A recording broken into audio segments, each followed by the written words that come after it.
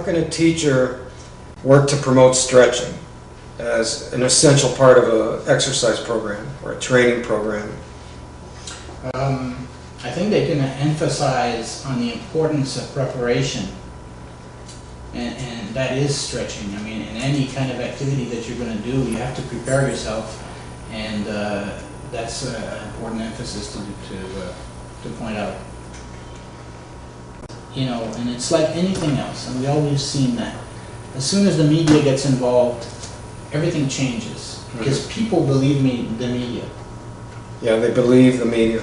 Yeah. Right. So, you know, you might have a guy like, for example, yesterday I was dealing with this guy who was interested in licensing. He did a research, he called it a micro test or something like that. And then he came up with, you know, the results that he wasn't going to license it because, I guess, from his research, the demand wouldn't be big enough. But if they put on the media for 2 minutes, the importance of stretching with some expert that would show up and talk about that, this whole thing could be different. So right, that's my answer. But you know, I'm going to try and word it. So that may be a frustration. So what are the major frustrations of promoting stretching and stretching exercise products? It's the media, and what else? It's people not talking about it enough. And you know, I think that if the media would get involved and talk about it and show the importance of it, I think that would make a huge difference. Well, I think that those of us that are in the industry can contribute a lot. Here's the president and inventor of the Stretch Loop, Mario Tardif. Let's hear what he can tell us about his product, the Stretch Loop. To the art form of stretching and presenting it and promoting it. So if you're going to sell the stretch exercise product, what is the most difficult thing that you need to deal with when you present the product? What is that people look for or are reluctant to see? What's difficult about presenting this to someone? How do they feel about the product? Well, I think that their first impression is a good one, but some people think that stretching is not that important, and then they could, if they need to stretch, they can use a chair, they can use whatever. It's no big deal, you know. So I don't know. I kind of think that that's what some people think. So they need to be exposed to it and educated. Yes, definitely. If you could do things over again, would you choose the same path for your product, or would you change it the way that you brought it forward? Would you do anything different? I think I would probably do things pretty much the same, given my financial situation at the time. The reason why I applied for a patent is because I knew that I could manufacture this device myself, and I didn't have to pay a manufacturer thousands of dollars to produce a bunch of them. I knew that I could produce a few of them and then put it on the market and expose it and get people to see it. So that's kind of why I went on and I said, you know what, let's do the patent, let's try the patent and see what happens.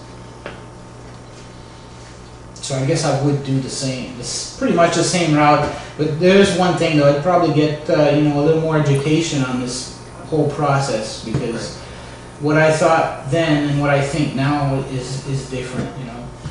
So did you go to college? No, I didn't go to college. Do you have any experiences in school?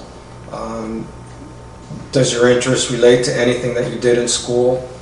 Your interest in stretching, does it relate to any of your schooling? It's not. Did anyone educate you about stretching? Did you ever were you ever presented with stretching? At school, I don't remember, you know, us doing too much stretching.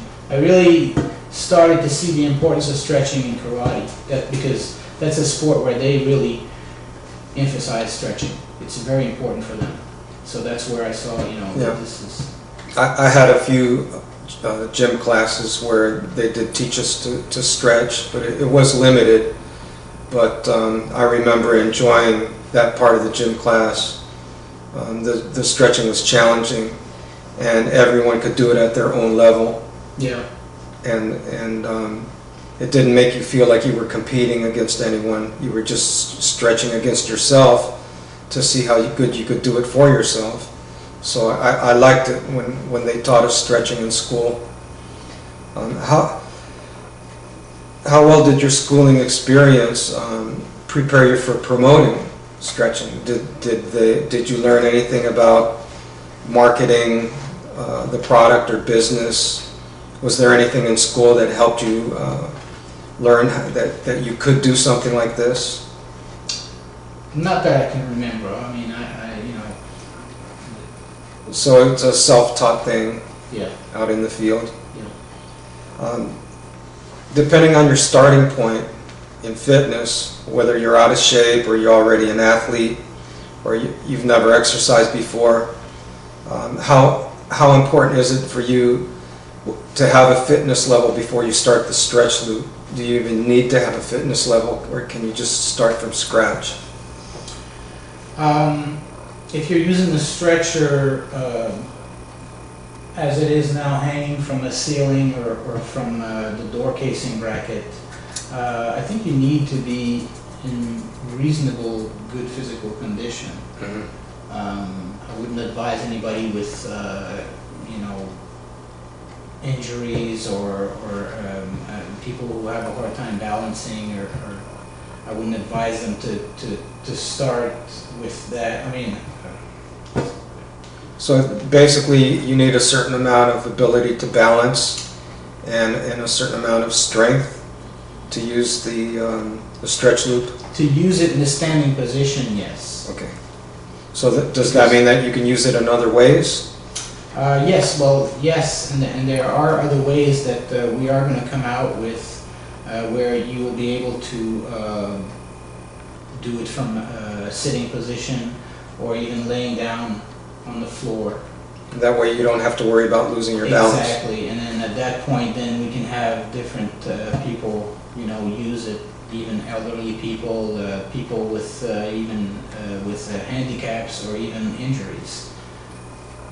Will be able to use it. What advice would you give someone if they've never stretched before and they would like to start?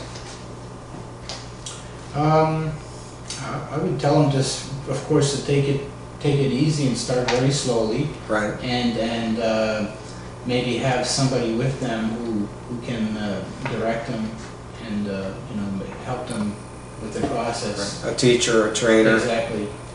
Until they can do it on their own. Would you encourage a fitness instructor to teach stretching as a separate class? Yes, because it could be a workout as well as a stretching class. I agree. And you can definitely get muscle tone and all that doing stretches. So, do you think that stretching could last long enough for a class, like let's say 45 minutes to an hour? Oh yes, absolutely. I think that there's a number of stretches that a person can do, not necessarily with just this device, but use another or just the floor. And would you warn them about anything? Would you give them any advice or encouragement? Yeah, I would. Like I said before, I would tell them to take it easy and not overdo it. And also, when they're coming back from their stretch, to also go gently, because your body's not used to that.